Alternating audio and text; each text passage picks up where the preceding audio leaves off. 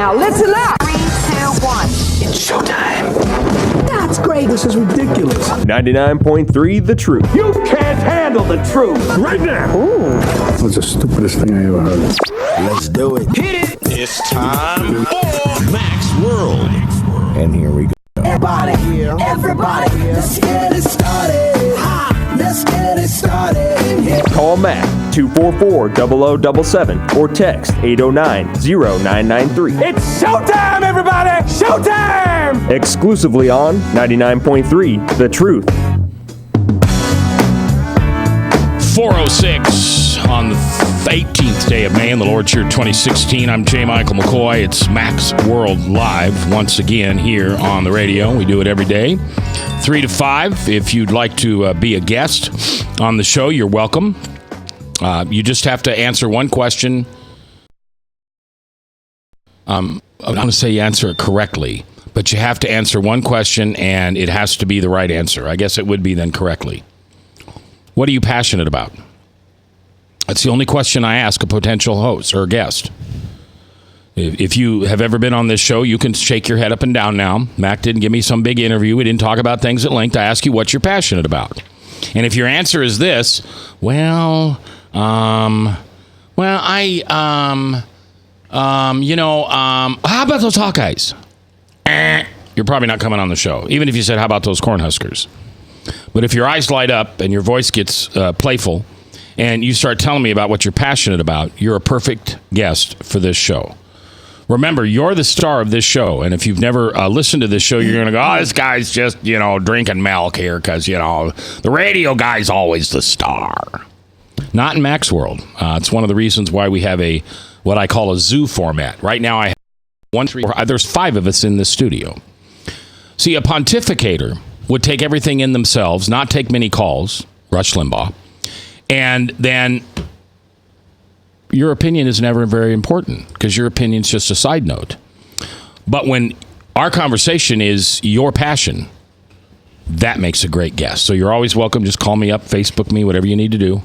Go to 993thetruth.com. Go to macmccoy.com, maxworldlive.com. Any of those, they all go to the same website. And you can contact me from there. All right, Luke Tim is our guest, and in just a little bit, we're going to talk about why the world is not in the worst shape that it's ever been in history. Because as we spoke about earlier, Luke, there are people out there who think that this is the end of the world right here. Sodom and Gomorrah all over again. The big walk, the big water, the big everything, the big boom. This is it. Yeah, it's because of our reptilian brains hardwired to watch for danger and be alert and look for those things that are going to attack us and come at us, and so of course fear sells, and this idea that the world's coming apart feeds us at a very base level, and very animalistic level. Right on. All right, before we get to that was fancy, Mac. Animalistic. Is that not a word? I don't know, but it sounded good. That's a word. That's a word. That's animalistic. Okay. Can you? What happens if you Google that? Animalistic. Yeah. Probably get you try it and let me know. Yeah. All right. I will. How do you spell that? Does it start with an A? An Iowa sitting on a federal appeals court is one judge Donald Trump would consider for the U.S. Supreme Court. That's right. The businessman and presumptive Republican nominee listed 11 names, including Judge Stephen Colloton. Colloton, if I'm pronouncing that incorrectly, my apologies. Stephen Colloton of Des Moines, who sits in the U.S. House of Appeals for the 8th District Court. Colloton is a Yale Law student graduate, appointed to the bench by George W. Bush in 2003. He also served as the U.S. Attorney for the Southern District of Iowa before his appointment. He clerked for former Chief Justice William Rehnquist. Now, where is the other names? Colton, by the way, has been regularly mentioned as a possible pick for the higher court under other Republican presidents, including Republican nominee Mitt Romney. Another judge on Trump's short list is Michigan Supreme Court Associate Justice Joan Larson. And guess who's not on the list? Ted Cruz. Ted Cruz, not on the list. Or neither is Chris Christie. So those have been some names that have been scattered around, but Ted Cruz is not on the list. Does that mean he's going to be asked to be VP? If he does, all Ted Cruz supporters would hope that he would turn it down. That'd be funny. But it'd be great if What he did you accepted say it. one day? You wanted to see Michael Damastis. I just wanted to be in the room with Steve Deace, Michael Damastis, and Tim Overland when Ted Cruz accepts the VP nomination for Donald Trump. And just, do they catch on fire? Do they melt? Does their hair fall out? Do they scream? Do they swear? Do they throw things? What happens at that point when their great leader throws them under the bus? Right. But I would hope more from Ted Cruz. I don't think he'd do that. All right, 515-244-0077. That's the voice. That's the line we want to hear your voice on. Plus, you can text us on the Service Legends Truth text line at 515-809-0993. I want to remind you tomorrow, Christine Magason. Now, if you know Christine, you're going to go, wow, she's going to be on your show. That's so cool. I'll listen. If you don't know her, what I want you to think is, wow, that'll be so cool. I'm going to listen to that show because she's on. If you want to know more about her, just Google her. She's a local housewife and mother and professional woman. Started a blog this year about what life is like as I don't know how old she is. I'm going to guess a 30-year-old mother of 3, working hard, loves the Lord. To be honest with you, is one heck of a sermon giver. She speaks sometimes to our young adult classes called Revive at Hope. Man, she rocks. Mac, she's on tomorrow. You should stay away from age when it comes to a woman. You should never ask. You should never assume. And if you make an estimate, it should always be an underestimate. Well, what did I say? She was 30-something, right? Yeah, 25 is where you should have left. Should I just That's said? what I think. But see, she's got like a 12-year-old. So now I'm just being stupid. And maybe safer. I mean, that would have made her Sometimes stupid is 12 the right years thing to old be. at conception. It's not reasonable. Is this one of those places where I should look on the back of my man card and see what the rules are? Yeah. Okay. Yeah. all right, Don't all try and be reasonable. See, is this though? But you know what? Have you heard of manscaping? What is it called when men talk down to women? What's that called? There's a term for that. Misogynist. Mansplaining. Mansplaining. Is this That's a mansplaining? thing. Are we talking down to women though when we talk like that? No, we're not No. talking to women. Well, Mac. Sorry. What? That was funny. All right. So anyway, congratulations, Judge Stephen Coloton of Des Moines. We're proud of you, buddy. And either way, I hope you get to the Supreme Court. And then I'm going to come and visit because I want to look what's back there. All right. Luke cheese. Tim is cheese. our cheese. They have a cheese tray with crackers, cheese. There's like a nice blue cheese back in the there. green room of the Supreme Court. Oh, it's nice. They really, all of the Supreme Court justices are really, they're foodies. And it's nice back there. I can't tell you how I know that, but Not like a regular craft table. Of, no, it's like it's high end stuff. Yeah, it's You've nice. been there? I can't confirm or deny. I'm just. We want our justices to be, not like having a carb hangover. All right. and Never drowsy. mind. Let's get to something serious. I I don't know. I need a nap. Is the world worse off today than it's ever been? We currently are facing. Well, that's an hour. What'd you say? I said no. He said no, and I go, well, there went the hour. That's it. We are currently facing what, to my generation, Luke, you would be the generation behind me. Maybe 2. Maybe 2. Jeb would be, grandpa, father, son. No, probably you guys are too close together. How old are you? 38. 38, and you're 21. So, yeah, 22. 22. Oh, I'm sorry. So he could be your son, and you could certainly be my son. And Bob, you're not old enough to be my father. Not worth doing that math out loud, Chris. Don't worry about it. Anyways, go ahead. 3 generations, and I think we would all sit here and say it's the worst it's ever been. We have blown up any point of privacy in our lives. This thing called the smartphone, man, did they name that the right thing? Let me tell you how smart that phone is. It knows everything about you, and you don't realize it. It can pinpoint where you are at any given moment. It can tell us everyone you've called, everyone you've hung up on, how long you called and talked to them. It can tell you everyone you've texted, how often you've texted, and what you said. It can tell you what you Google, what you like. In the darkness of the night, what you Google, and you don't want anyone else to know. And the NSA has got the metadata on all of it. Yeah. So our privacy's out the window. we now have gender being eliminated, which just how does that happen? Hey, Grandpa, hello, Grandpa McCoy. Yeah, Grandpa McCoy.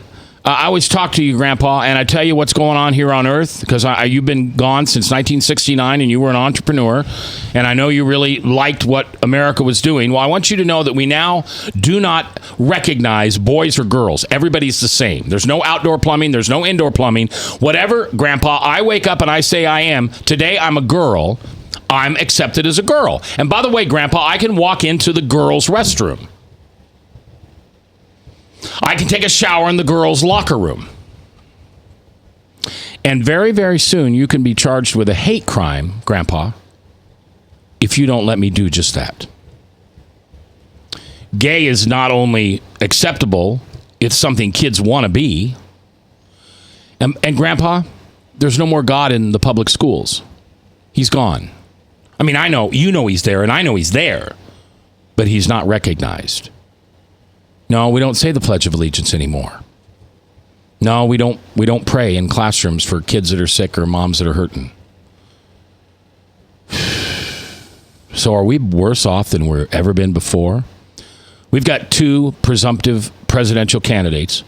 One is a criminal, and so is the other one. And I don't know which one's worse. And they're going to be our choice. Isn't that the worst we've ever been? They don't compare to Ronald Reagan or Abraham Lincoln or George Washington. But Pastor Luke Tim at Living Faith Lutheran in Clive says, no, biblically, this is not the worst it's ever been.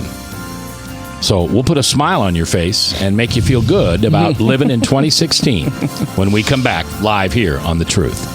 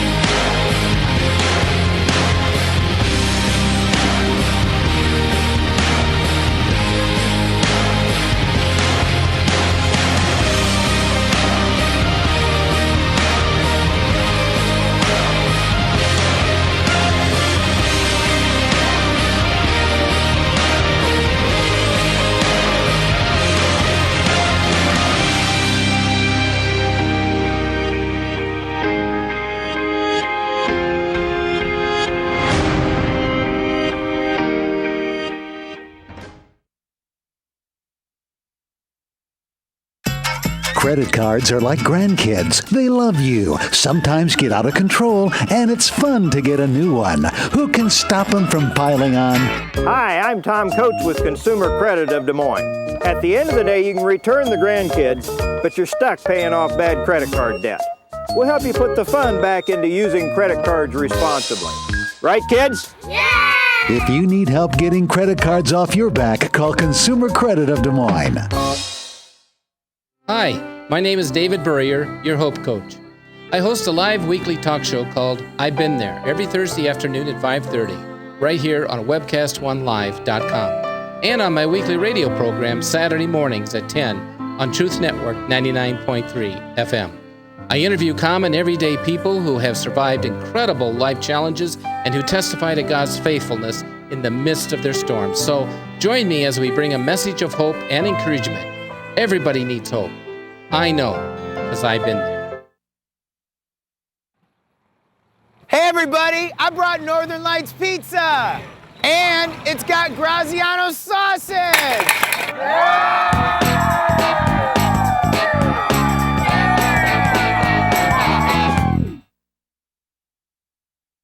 Rockton Prevention is celebrating 25 years of creating a caring community. We want to say thank you to the tens of thousands of Rock High School mentors that have carried our message of health, love, and encouragement to over 1.5 million children, teachers, and parents. Our mentors teach children methods and skills to prevent bullying and drug use. Thank you to all the school administrators, teachers, and counselors for their opportunity to serve you. Rock on, fair citizens. Rock on.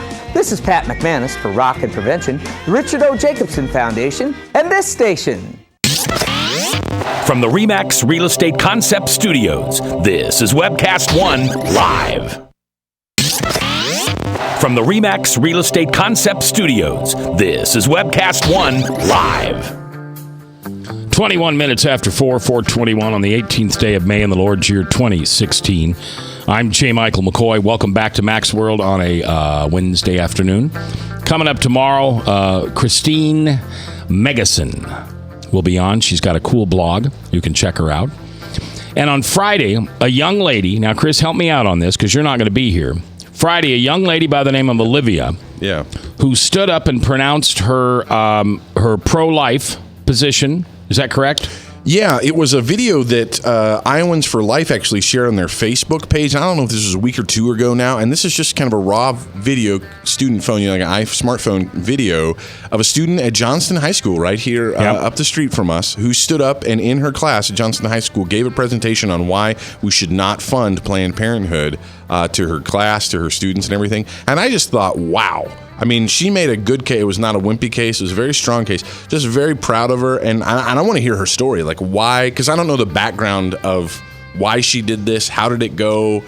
You know, what's been the outcry from that? You know, and I think I'm really disappointed I'm not going to be here in studio. You can listen to it on your smartphone app. I've actually, and this sounds like a plug, but it's not totally intended to be. I really do have the Truth Network app on my phone so I can listen to the station anywhere I go. And so I can listen to us in St. Louis, and I'll be doing that.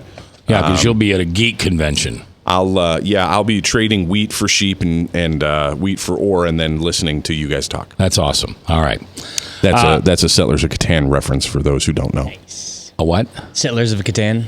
It's a board. It's not a board game. It's bigger than a board game.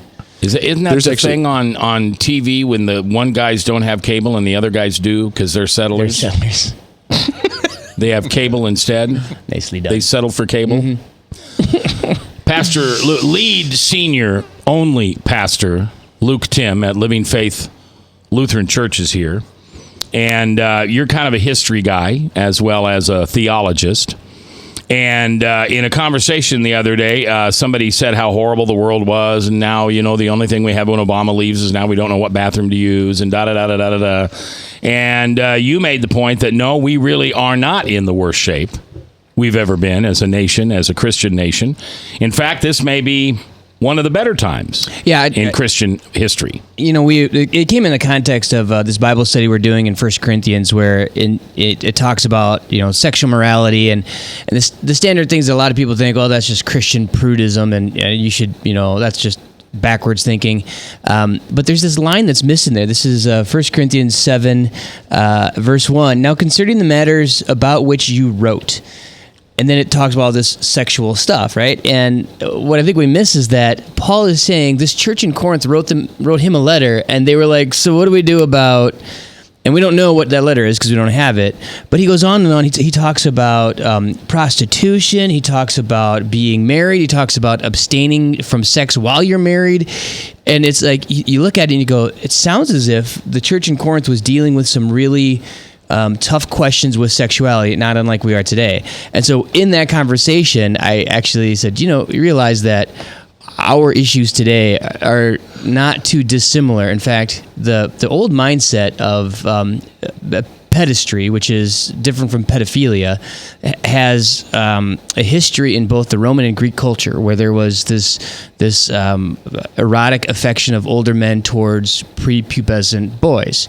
And it was seen as not an aberrant behavior at all, not a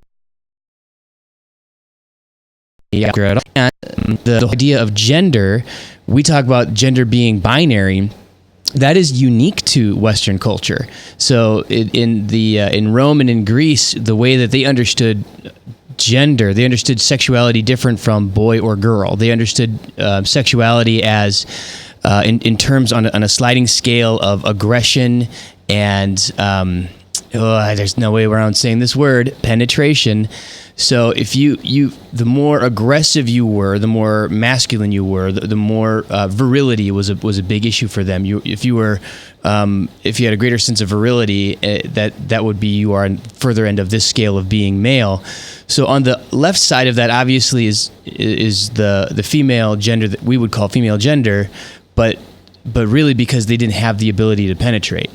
And like little boys were kind of in this gray area in the middle, and this was seen as normal. And so we look at it today and go, oh, our culture of sexuality is never been like this before. Read a book. It used to be really weird. But Pastor Luke, I mean, I'll give you that maybe at the time when Scripture was written and we think of Sodom and Gomorrah, those who read their Bible, I think I have no idea what it must have been like there, that the story of the people in Sodom and Gomorrah actually coming. That's just a very bizarre story in and of itself. You think of what kind of sexual culture that was. But I agree with you, sort of that 30,000 foot view. But in America, this is bad. Mac was talking to his grandpa just a little bit ago. I mean, this is not the United States of our parents. I mean, it's just not.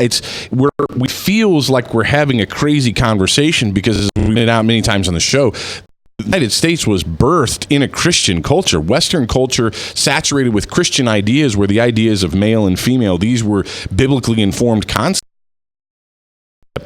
Don't think waves like anymore. 515-244-0077. Here's the question. You can answer it either on the phone or in the text line, the Service Legends Truth text line at 515-809-0993. Are we worse off than they were back in Corinth? We've come 2,000 years, but yet as we read Paul's letter to the Corinthians, he basically, that letter could have been written to Des Moines, Iowa, my church, your church, anybody's church, in 2016. So have we gotten any better? It's your voice we want to hear. Luke Tim is our guest. Go ahead, Luke. Yeah, so I was going to say to Chris that I don't agree with that position, because I think that when we talk about the way America was, I see that there has to be a direct correlation that the way things were birthed out of the way things were. So, we are here today because of the way things were back then. We have this idea of the golden age of America, back when things were normal and everybody was good and everybody was healthy and nothing bad ever happened. And I know that's sophomoric and kind of painting over it, but really that we're here directly because of, I believe, a lot of things that weren't necessarily healthy for the psyche of our country back in what we assume was the golden era. But that being aside, the good news, whether we agree or disagree on that, is the church itself was born inside of a really wonky, strange sexual culture. We're having this discussion about who should use bathrooms now. You look at these old places in Corinth, you dig up the ruins, and there's one bathroom, and it was a singular bathroom for all sexes. They showered and bathed together. And that's not where the church left it. But I'm saying is, it feels as though our Christian culture is worried that it's coming, we're going to have to take arms against this thing and fight it off because it's going to threaten the church. The church took root in this kind of a culture, working against it, of course. But also at that time, though, they didn't have the vote. They didn't have the ability to elect representatives that represented their worldview. I mean, we have an opportunity to do that, and they didn't have that, and we should take that opportunity. I'd argue they had more influence over, the church had the ability to change culture far more dramatically than we do today. 515-244-0077. Are we worse off in Des Moines, Iowa than Corinth was 2,000 years ago? Let's go to Paul. Paul, you're live in Mac's World. What do you think, Paul? Are we worse off than they were back then, or have things just really not changed? We are worse off. The reason why we're worse off is we have all the information, we have all the blessing and knowledge and everything like that Corinth did not have at that time frame. That's why the church grew so well. They had an option to do these things. People are opting out of Christ and preferring those things of the devil itself, and that's kind of where we're going to. We're falling away from the faith. That's what makes us worse. If you don't have it and you come to the faith is one thing, but when you fall away from the truth, that becomes a worse thing. All right, Paul, that makes sense. I appreciate it. 515-244-0077. Oh, Mac, I was going to say, I think Paul makes an interesting point. I mean, we do have, in Western culture, we have people leaving the Christian faith, whereas in Corinth, we did have a lot of people coming to Christianity. It's kind of a different culture, but I think it's an interesting point that Paul makes. Yeah, I just see it as in terms of the opportunity. I mean, if the church did indeed thrive back in Corinth in this very situation, that our culture falls back into that. So again, I draw a distinction between culture and church. I mean, it's not the same thing. So if the culture is more and more anti-biblical and against the biblical norms, I'm not. I don't grieve that. It doesn't make me nervous. I think, well, this is what the church is here for, is to stand and proclaim against that. It makes the distinction more clear in my mind, that it's very, very clear that we as a Christian church think differently than the rest of the culture. 515-244-0077. Robert, do you have... Okay, so let's go to... Oh, Jiminy. Jebediah. Hello, Frank. You're welcome in Mac's World. How you doing, Frank, on your day off, Frank? Because I'm a guest because I'm a caller. Yes, and I have to treat you nicely, don't I? That's right, to treat me nice. Okay, Frank, go ahead. Well, I'm not going to argue that there's not been wretchedness all through history, licentiousness, et cetera, et cetera. Obviously, there was a state of affairs prior to the flood that climaxed in Christ, or God, regretting his creation and destroying the world by flood. Now, he says, and I believe polygamy was clearly something that was going on at that time that was against God's against God's marriage institution. Now, Christ himself said in Matthew that this time again would come again on the world scene, as in the days of Noah, they ate, drank, married, and gave in marriage. Nothing wrong with any of those things. Nothing wrong to eat, drink, marry, or give in marriage. So we got to read between the lines that there had to be some perversion of eating, drinking, marrying, and giving in marriage that is abhorrent to God. So clearly, I think the gay marriage, the transgender fluff, the stuff that's going on in this world is going to climax again to the point where God's going to rain down fire and destroy this place again, only for the final time. So, we can argue who was, antediluvian man, were they the most terrible? Probably so. But in the United States, I would say since at least the 1940s or 50s, this is the worst it's been in the United States since the 40s or 50s. Well, I don't know about that, because before it was the United States of America, it was still a land, and there were still people inhabiting it, and there were still people being murdered and killed. In fact, a lot of the Native American tribes practiced cannibalism, and I can tell you that since then, we haven't seen a lot of cities warring against other cities and chewing on them. So, well, there's cannibalism that still goes on in certain parts of this world. Maybe in your hometown. That'd actually explain a lot. I'm not trying to compare that any other time is worse than any other time throughout history, but clearly Christ says in Matthew, the time is coming when there's going to be a state of affairs that's going on with his marriage institution. He actually says the time is coming, and indeed it has come. Well, it is. Yeah, it's upon us. I don't. So he was saying it during his time. So are you saying today is worse than then? The gay marriage wasn't going on in Christ's time. Sorry. It actually, there was. Yes, it was. Open pedestry. There was love. There was homosexual behavior. I'm talking about government licensing gay marriage. Well, they didn't give licenses back in 2000 for marriage. Right, and the separation between church and state that we have in our country is not applicable to that mindset. There was temple prostitution there, and not just sanctioned by the state. That was the state. The state's mode of government was this sort of religious worship that included prostitution as a built-in piece. All right, Frank, thank you very much for calling. We'll see you tomorrow. Not.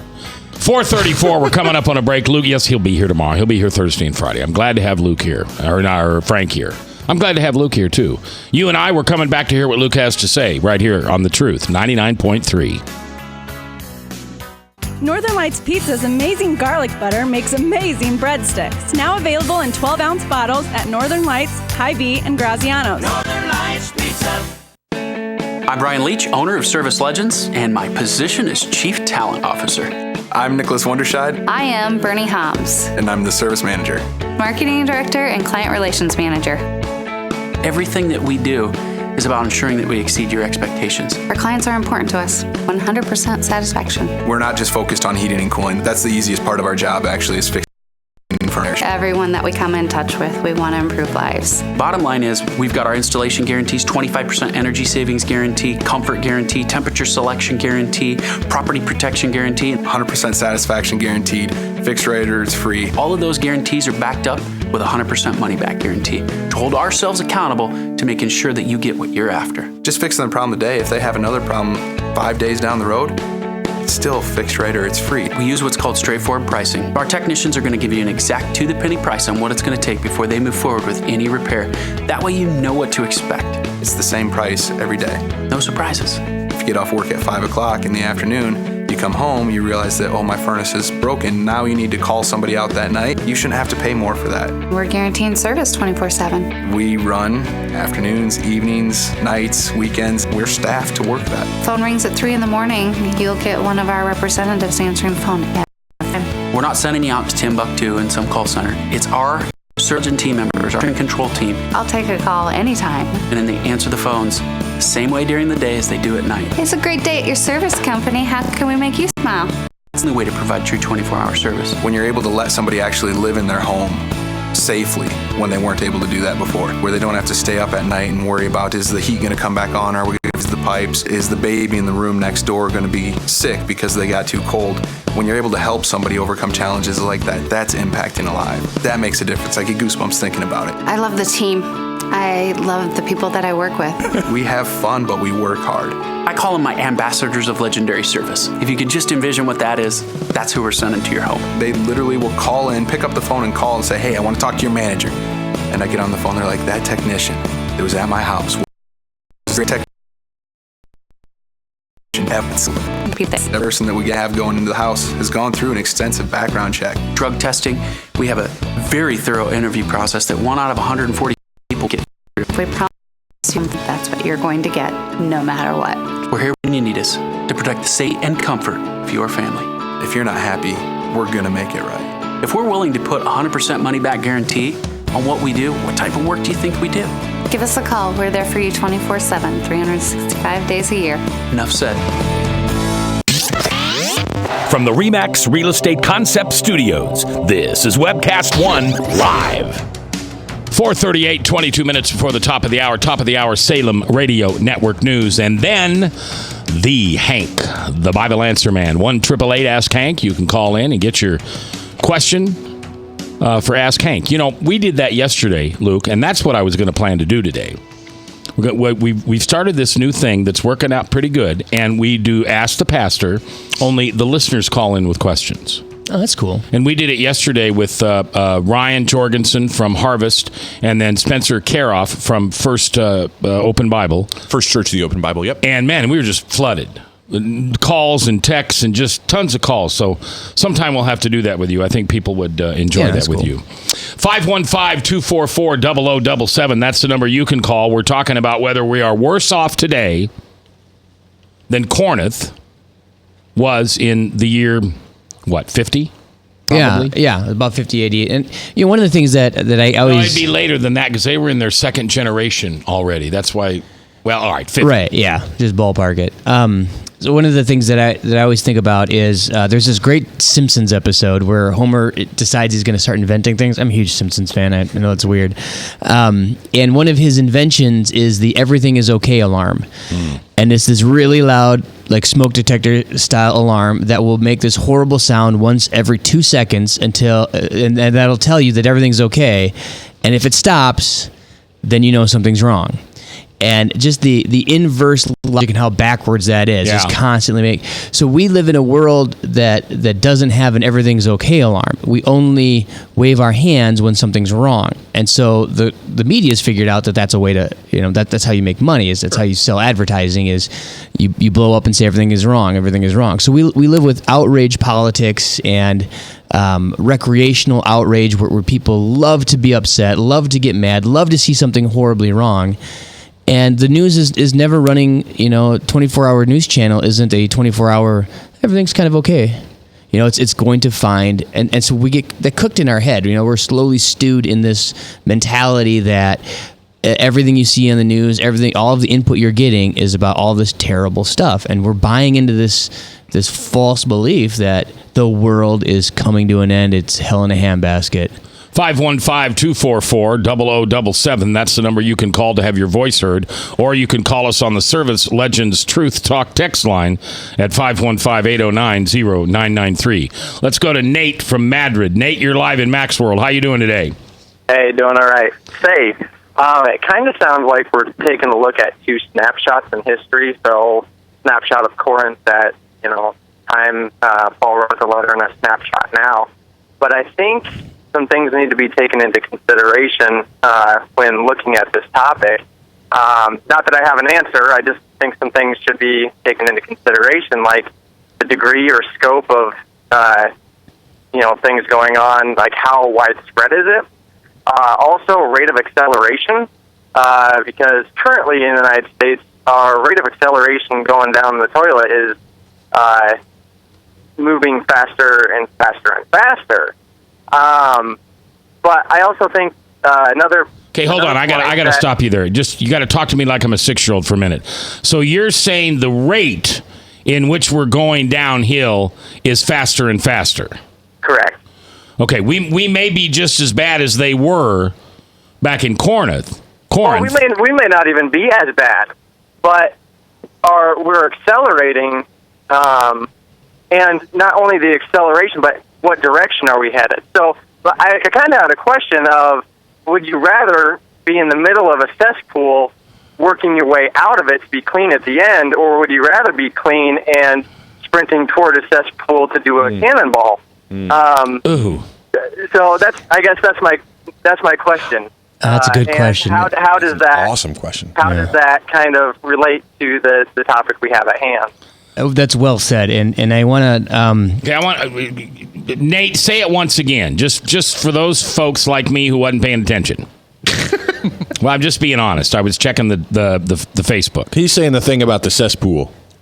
Oh, I was just saying, would you rather begin in the middle of a cesspool, swimming your way out to be clean at the end, or would you rather be clean and sprinting toward a cesspool to do a cannonball right in the center? Okay. That's good. That's good. Because if we look at snapshots, maybe we're not in a worse position than they were in Corinth. Maybe not. I don't have that answer. But what is our heading? What is our direction? And how fast are we going there? And how big is the cesspool? Right on. No, here's what I think is that I agree with you. The snapshots aren't necessarily the most healthy way to look at it. But if you look at the trajectory of history, I mean, there has never been a time where you'd be able to find without widespread ugliness and all those sorts of things. I quite agree with that. Yeah, but I think what you've done is I think you've actually accidentally created a false dichotomy. Because what I don't think is that it's one or those other. Either we're running towards it. I don't think it is either. Here's what I think, though. By no means. I think that we have been standing in the middle of a cesspool, and we put a thin veneer over the top of that cesspool called moral theistic deism. And we've said that, oh no, America is good, America is okay, God bless America, everything is fine, nobody has any sexual issues, all marriages are good, and everything is wonderful. And now that facade, that thin little veneer is coming apart, and it seems like acceleration, but brother, we have been neck deep in this cesspool for the entire time, and all we're doing is now starting to see, oh, this is not really what I thought it was.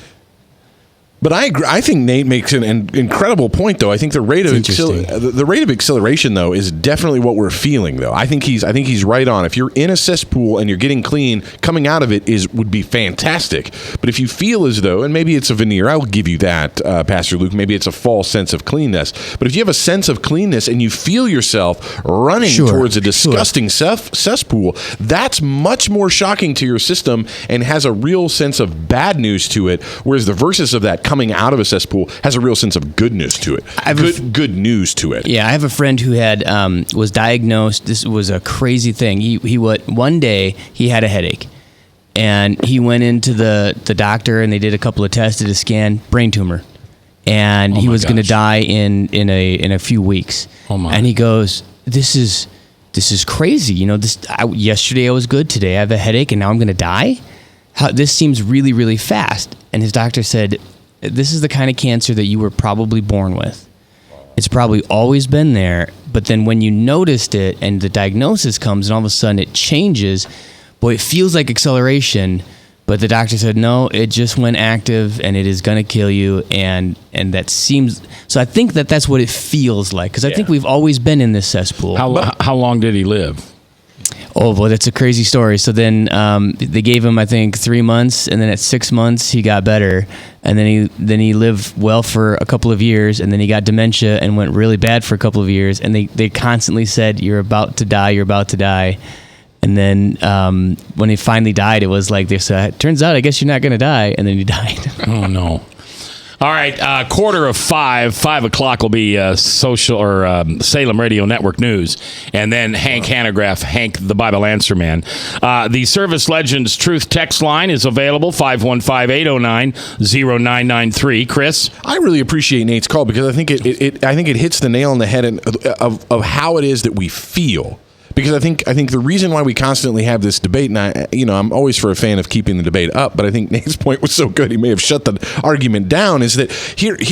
Yeah, we can say it. There's been times where the world around us has been terrible, or the world around has been really bad. But right now, the United States is feeling it. We all feel much like your friend, where we may have had this cancer all along, but for most of the country, we're kind of waking up to going, oh my goodness, this is insane. I mean, there's so many memes going around right now.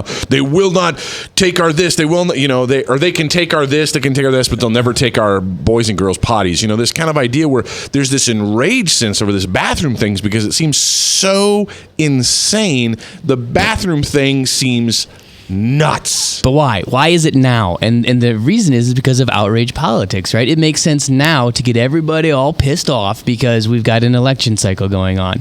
So now you've got the two main candidates who are going to stand up and tell you how bad everything is and how bad it's about to get if you vote for this other person. And they're each going to tell you that. And then you've got people now making these decrees that will only add fuel to the fire on purpose so that we have more to argue about and tell us that things are going so bad we better vote for so-and-so. All right, we're coming back live here on Max World on 99.3 The Truth. Thanks for listening.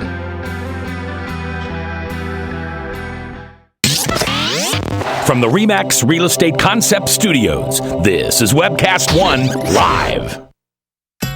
Credit cards are like grandkids. They love you, sometimes get out of control, and it's fun to get a new one. Who can stop them from piling on? Hi, I'm Tom Coates with Consumer Credit of Des Moines. At the end of the day, you can return the grandkids, but you're stuck paying off bad credit card debt. We'll help you put the fun back into using credit cards responsibly. Right, kids? Yeah! If you need help getting credit cards off your back, call Consumer Credit of Des Moines. Rockton Prevention is celebrating 25 years of creating a caring community. We want to say thank you to the tens of thousands of Rock High School mentors that have carried our message of health, love, and encouragement to over 1.5 million children, teachers, and parents. Our mentors teach children methods and skills to prevent bullying and drug use. Thank you to all the school administrators, teachers, and counselors for their opportunity to serve you. Rock on, fair citizens, rock on! This is Pat McManus for Rockton Prevention, the Richard O. Jacobson Foundation, and this station. Northern Lights Pizza, your home of the tasty crust. Our garlic butter sauce now available in 12-ounce bottles at Northern Lights, Hy-Vee, and Graziano's. Northern Lights Pizza. Hi, my name is David Burrier, your Hope Coach. I host a live weekly talk show called I've Been There every Thursday afternoon at 5:30, right here on webcast1live.com, and on my weekly radio program Saturday mornings at 10 on Truth Network 99.3 FM. I interview common everyday people who have survived incredible life challenges and who testify to God's faithfulness in the midst of their storms. So join me as we bring a message of hope and encouragement. Everybody needs hope. I know, because I've been there.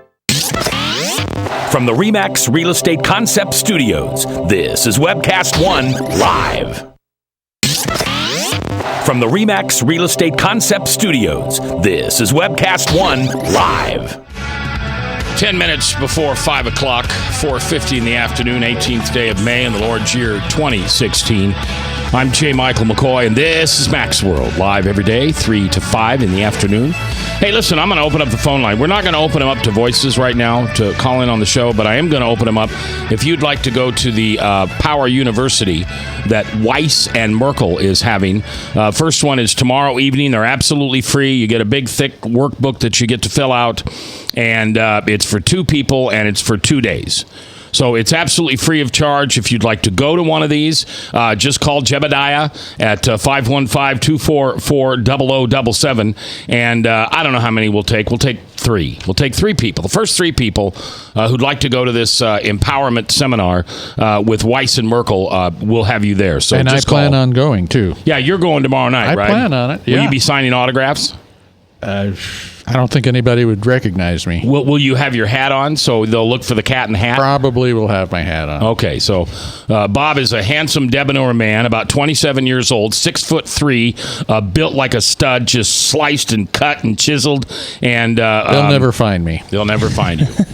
Pastor Luke Tim from Living Faith Lutheran Church is here as our guest today. An interesting conversation, and I like Nate's comment. It was sharp. It was really a sharp, and like I said, I think it's just this. Well, let me tell them what we're talking about, Yeah. because some people just got in the car because they've been working all day. So you read in Paul's letter to the Corinthians, 1 Corinthians chapter 7. He talks about just how debauched that society is. No, that was not a word. But go ahead. No, I used that word. I mean, well, why don't you read a little bit of it? You've got it in front of you there, Pastor Luke. You know, but sex was rampant. Sex out of marriage was rampant. We know that they had bathrooms back then where boys and girls and men and women all showered and used the bathroom together. Temple prostitution, pedestry, sexual assault on young boys, all kinds of stuff. Yeah, and that's abortion and really late term abortion, like 1-year-olds. Yeah. Wow. Ugly stuff. And Paul gets a letter from the church in Corinth, and we don't know what that letter says, but in the first line of chapter 7, it says, okay, responding to your letter, yeah, you people are freaks. That's not what he That's says. a bit of a paraphrase. That's a Mac paraphrase if I ever heard one right So there. the question is, are we worse off in 2016 in Des Moines, Iowa than Corinth was in the year 50 AD? And we're kind of coming to the conclusion that, no, we're not worse off. They were as bad as we were, if not worse, back then. I mean, we don't have temple prostitutes. You know, we don't have church-sanctioned pedophilia. But I liked your comment, and that was, it's the acceleration. That was more Nate than me, but yeah, I don't I'm think 57 years old, and I'm seeing things come at me much faster than my grandpa did. I know that's the case. Right, but see, I don't think that that's accurate. I think there was this we as the conscience of the congregation, the conscience of the country chose to pretend like that these things weren't really happening when they were, and I think that. I think, you know, using the analogy of the cesspool, I think we've always been up to our necks, but we've had a little bit of perfume on that top layer and pretended like it didn't smell like what it was, and now it feels like we're accelerating fast, but we're really not. It's always been this way. Is the presidential elections a catalyst to the acceleration, or is it just another symptom? I think it's opportunistic. I think they're preying on our tendency as people who live in a broken world that is constantly trying to kill us. I mean, let's not forget that our forefathers, our ancestors back in the day, had to deal with bears and wolves and constant attacks on our life. We live so far removed from the edges of where we have actual exposure and the possibility of death. I'll never forget the first time I was in a third world country and thought to myself, these people are like moments, could be tomorrow. I mean, it could be that they starve to death, or it could be that warlord, or it could be... I never have to worry that a warlord might swing through Waukee and take me down. Like, it's just not going to happen. So, but that's still hardwired into us. And so when the candidates start to talk about the other person, of course they're going to use fear because it gets to us at a base level. But the first generation of sin... I mean, the first thing that happened was there was a sexual issue, and Adam and Eve had to cover up and you know, put on a bikini, and that's what it always looks like, anyways, in the kids' Bible. Put on the leaf bikini. The leaf bikini, right? yes. And so Very there's fashionable already these days. sexual issues, and then like right away, the next generation, a brother kills a brother. That didn't take long. I mean, talk about acceleration. The first real opportunity for murder, it happened.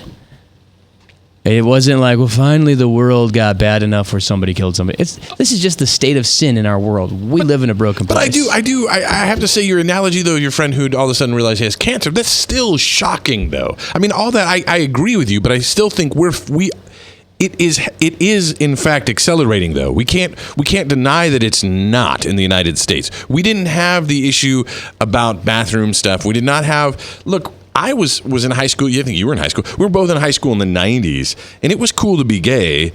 When Micah's right, because Kurt Cobain said everyone's gay. That's what Nirvana said. So it was cool to be gay in the 90s, but still it was kind of icky and weird and wasn't like it is now. Now it's more than cool. It's celebrated. It's wonderful. It's applauded. And we've got so much more. And that's just one of the many issues. Abortion wasn't as much of a big deal in the 90s as it is today. I mean, I participated in lots of Rock for Life events, and we were having very civil conversations in the 90s. In a very short period of time, these things have escalated, at least in conversation and in perception and all those kinds of things. Well, these things have accelerated, but again, why is sexual sin so much worse than 40s and 50s? We're taking Japanese citizens of our country and putting them in just friendlier version of concentration camps, and we've got the Holocaust victims. We've got. There was no great time in our history, even in our country. It may have been before the 60s. We may have had a different veneer as far as sexuality goes, but the depravity of our country. I mean, Scripture doesn't really make a delineation between, sexual sin is far worse than greed or anger and those things. And Jesus says, if you're angry, you've committed murder. So. The standard Scripture is just, this is a sinful, broken world. And sure, there's times when different symptoms, so if we've got sexual symptoms right now in our sinful world, that's not worse than the symptom of racism, the symptoms of all the civil rights abuses that we went through as a country. Well, what do you say to the people that say, well, the church needs to step up? It's the church's fault we're here. If the church had talked down about divorce in the 60s, we wouldn't have divorce. If church had talked down about gay marriage, we wouldn't have gay marriage. Well, I think there is a lot of truth to those. I'm not going to call them accusations. It's just true.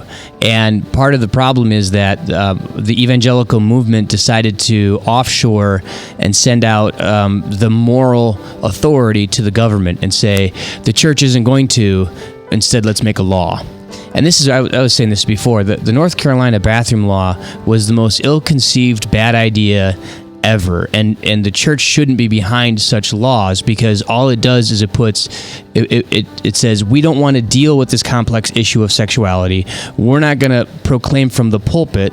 We're going to ask people to write a law about it. Luke Tim from Living Faith Lutheran Church, thank you for being here. Chris Roloff, thank you for being here. You're gone now for 4 or 5 days, so we'll miss you when you're gone. Not.